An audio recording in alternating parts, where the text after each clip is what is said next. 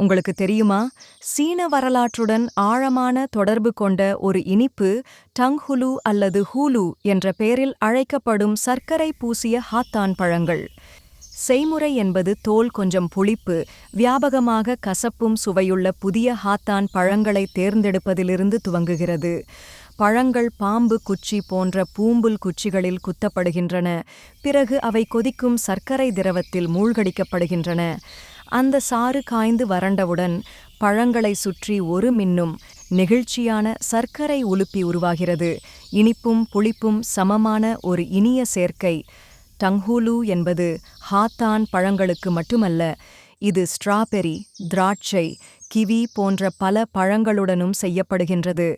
குளிரான தெருக்களில், போக்குவரத்து இடங்களில் இருந்தாலும் சரி, திருவிழா சந்தைகளில் இருந்தாலும் சரி, இந்த இனிப்பு சீன பாரம்பரியத்தின் ஒரு எச்சம், நெகிழ்ச்சியான நினைவுகளின் சின்னமாக இன்று வரை காணப்படுகிறது.